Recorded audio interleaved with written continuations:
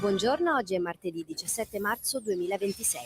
Ecco le principali notizie del telegiornale di Radio Libertà in collaborazione con il sussidiario.tv. Giustizia, l'ora del sì. Il referendum entra nella stretta finale.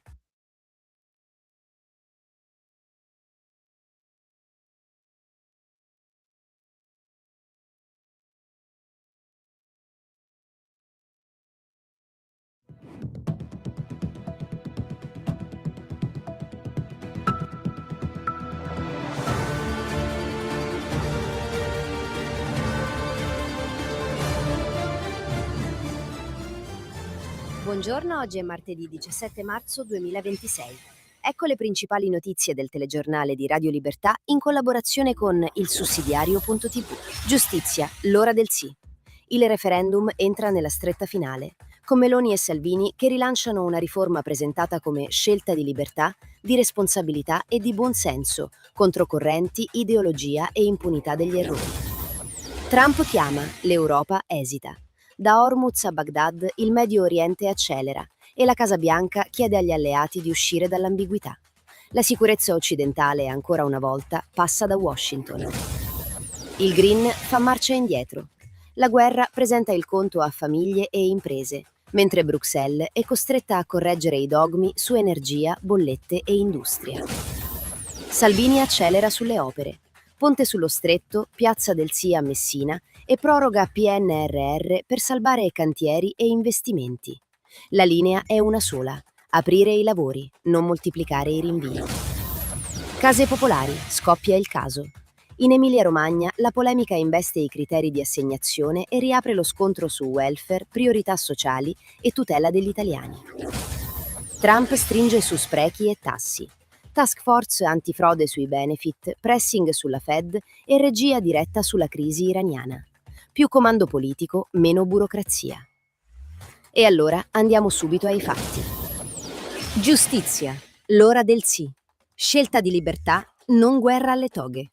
La campagna referendaria entra nelle ore decisive e il centrodestra chiude con un messaggio netto. Cambiare la giustizia è una necessità per milioni di cittadini, non una vendetta della politica. Meloni la definisce di assoluto buonsenso, né di destra né di sinistra. Salvini la chiama scelta di libertà perché libera i tribunali da correnti e ideologia. Separazione delle carriere, doppio CSM, sorteggio e alta corte vengono presentati come strumenti per restituire terzietà al giudice e responsabilità a chi sbaglia. Il fronte del no appare schiacciato nella difesa di un sistema che troppe volte ha protetto se stesso e troppo poco i cittadini. Trump chiama, l'Europa esita. Hormuz brucia, l'Occidente scopre chi decide. La crisi mediorientale si allarga e la sicurezza occidentale torna a poggiare sulla leadership americana. L'attacco all'ambasciata USA a Baghdad e i raid tra Iran, Libano e Israele confermano che il dossier Hormuz è un fronte aperto. Trump chiede agli alleati di garantire il passaggio nello stretto e proteggere la tenuta energetica globale. Chi beneficia della protezione americana non può sfilarsi al momento del rischio. Dall'Europa continuano ad arrivare prudenza e mezze aperture. Washington mette uomini, mezzi e deterrenza. Gli altri fanno dichiarazioni. Il Green fa marcia indietro. Bollette e carburanti travolgono i dogmi UE. La guerra nel Golfo entra già nella vita quotidiana degli italiani. Prezzi dell'energia in tensione, carburanti sotto pressione, bollette a rischio. Bruxelles è costretta a correggere una linea energetica presentata per anni come intoccabile. Tornano sul tavolo aiuti di Stato, correttivi all'ETS, nucleare e fonti fino a ieri quasi tabù. È la sconfitta del dogmatismo verde. L'ideologia si ferma quando la realtà bussa con rincari e industrie energivore messe all'angolo. L'Europa ci arriva tardi e, come sempre, solo quando il prezzo è già sul tavolo. Salvini accelera sulle opere. Ponte e PNRR, la linea del fare. Matteo Salvini riporta il dibattito sulle infrastrutture nel terreno delle decisioni concrete. Il vice premier sarà a Messina il 28 marzo per la prima manifestazione del Sì Ponte, trasformando il ponte sullo Stretto in simbolo di fiducia e sfida al partito del rinvio. Il Ministero delle Infrastrutture ha ufficializzato la proroga al 30 giugno 2026 delle scadenze PNRR per i progetti Pinqua e alcuni interventi del settore idrico, a tutela degli investimenti e del completamento dei lavori. Meno burocrazia paralizzante, più cantieri. La linea salviniana del fare contro il non si può. Case popolari, scoppia il caso. Il welfare che penalizza gli italiani. In Emilia-Romagna si apre un fronte politico destinato a pesare.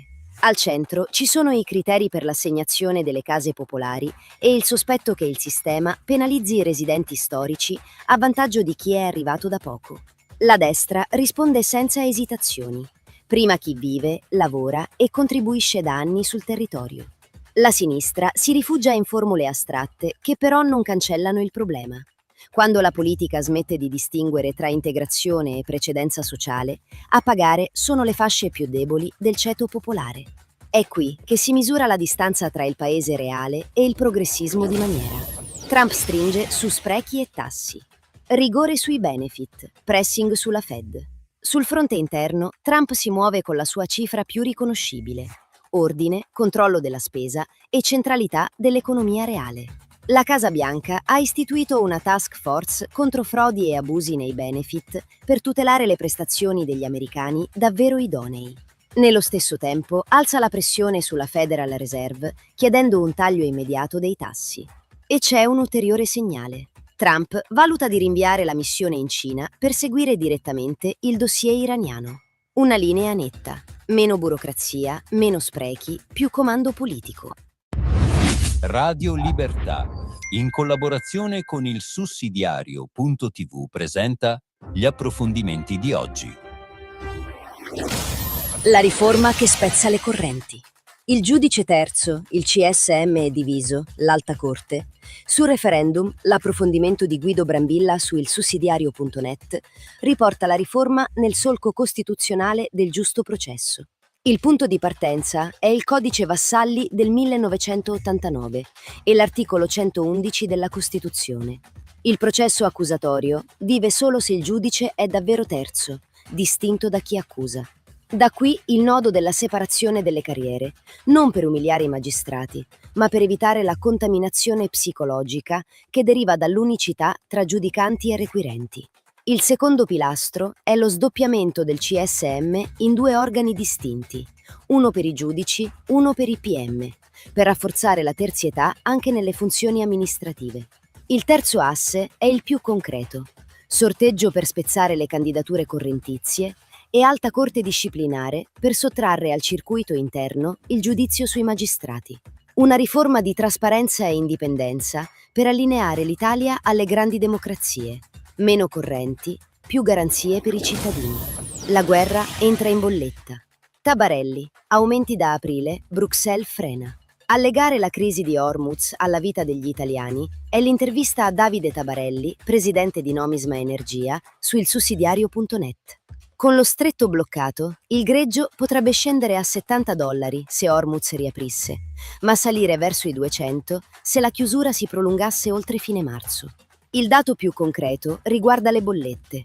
Tabarelli avverte che i primi aumenti si vedranno ad aprile, con un incremento intorno al 15% per il gas e rincari visibili sull'elettricità. La guerra arriva fino alla cucina, alla pompa di benzina, ai costi di produzione. Sul versante europeo, Bruxelles sembra intenzionata a riproporre le misure del 2022, ma servirebbero altre misure che non piacciono al Parlamento europeo. Più pragmatismo, meno tabù, perfino il riutilizzo temporaneo del carbone. La crisi è reale, ma a frenare le soluzioni continua a essere l'ideologia. Nucleare, la via obbligata. Pelanda, mini centrali e standard comuni. L'approfondimento più strategico è quello di Carlo Pelanda su ilsussidiario.net. La guerra nel Golfo rende ancora più evidente la necessità di liberare l'Europa dalla dipendenza dai combustibili fossili importati. La decisione della Commissione di dare priorità al nucleare di nuova generazione è corretta e andrebbe accelerata. Pelanda individua 3 obiettivi: ridurre la dipendenza da petrolio e gas, fermare la divergenza tra ecologia e industria, spingere una modernizzazione tecnologica capace di produrre crescita. La leva concreta sono le mini centrali a fissione, impianti piccoli, a sicurezza intrinseca, costruibili in serie. Per renderle praticabili serve un salto normativo, standard macro comuni europei, lasciando però concorrenza tra progetti nazionali. Il nucleare non come feticcio ideologico, ma come infrastruttura della competitività. Un Fermi Project europeo per fare dell'energia una leva di sovranità industriale. E con questo anche per oggi è tutto. Dalla redazione di Radio Libertà e del sussidiario.tv, un caro saluto e appuntamento come sempre a domani. Buona giornata.